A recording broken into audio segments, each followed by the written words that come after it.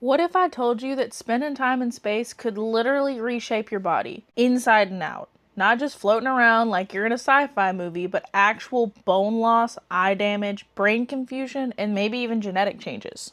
Well, today I'm talking about what happens to the human body when gravity disappears. From the top of your head to the tips of your toes and everything in between, zero G messes with it all. And this isn't just science fiction. This is shit astronauts have to deal with all the time, and something we're going to have to conquer if we ever want to get to Mars or farther. With that being said, let's get into it. So first off, your brain. When you lose gravity, your body panics. Your inner ear, that part that controls balance, relies on gravity to figure out which way is up or down. In space, there really is no up or down. That means your body feels like it's kind of tumbling around even when it's not. Cue space motion sickness. Most astronauts spend their first couple of days in space dizzy and mostly disoriented. Some report even having trouble focusing, thinking clearly, and they call it space fog or the space stupids. I know, real technical term. The good news is, your brain's gonna adapt. Yay, Darwin. Don't worry, I've got the bad news too. When you come back to Earth, you're gonna have to relearn how to function with gravity again, so, motion sickness again.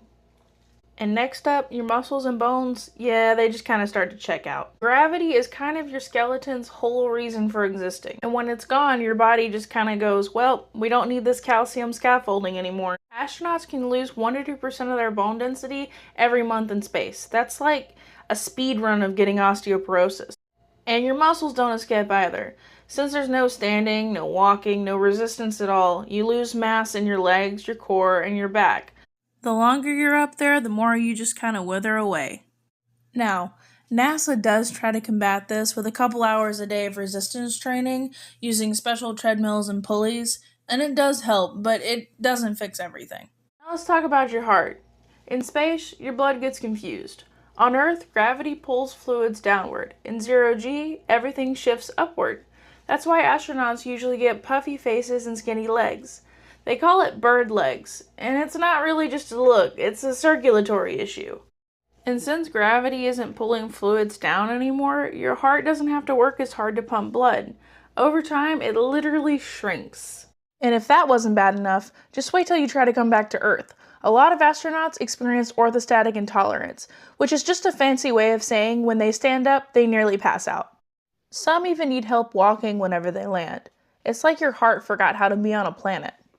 Now the eyes. This is where it gets freaky. There's a condition called SANS, or Space Flight Associated Neuroocular Syndrome, and it actually pushes on your eyeballs. The result? Flattened eyeballs, blurry vision, and in some cases, permanent sight damage. Some astronauts develop farsightedness in space and have to wear glasses for the first time. Imagine going to space and coming back needing bifocals. I'd be pissed. Remember that fluid shift we mentioned? Well, that causes pressure to build up in your skull. And you're gonna have to deal with all this cranky and tired because sleeping in space, not great.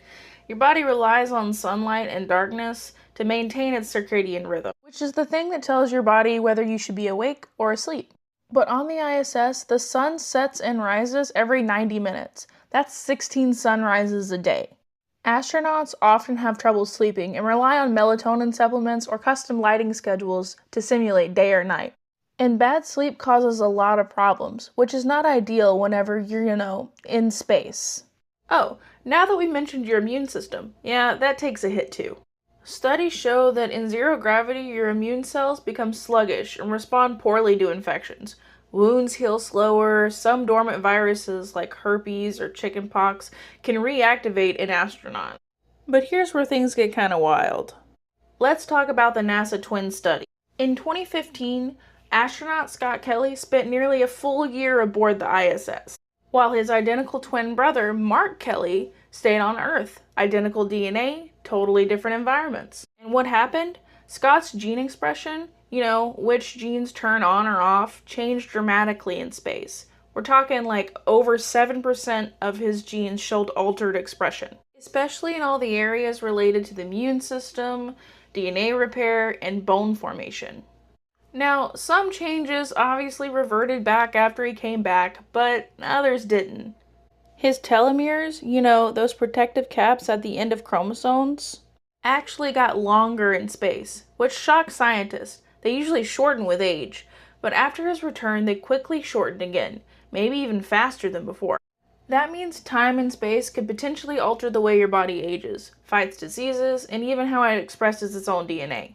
We're still studying it, but one thing's clear: spaceflight changes you at a fundamental biological level.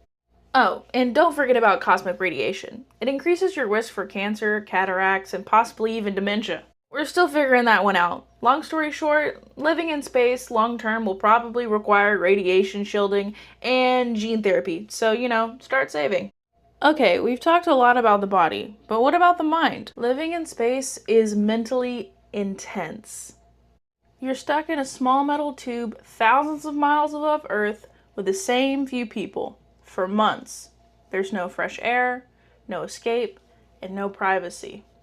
Even highly trained astronauts who kind of knew this was part of it report irritability, mood swings, loneliness, and sensory deprivation. You're floating in silence, seeing the same walls, eating the same food, and that can get to anyone. Then there's Earth out of view syndrome. Yeah, that's a real thing. When astronauts go far enough that they can't see Earth anymore, a lot of them report feeling deep unease or even existential dread. Now, NASA does actively monitor mental health with private therapy calls, structured schedules, and cultural rituals like shared meals or movie nights, but the longer we plan to stay in space, the more important it becomes to keep our astronauts mentally resilient and not just physically strong. So yeah, zero gravity might look cool, but it's basically a full body betrayal. Your brain gets confused, your muscles shrink, your bones dissolve, your heart chills out a little too much, your DNA gets weird, and even your mental health takes a hit, because being isolated in a metal box floating through the void with no up or down is kind of a recipe for existential crisis.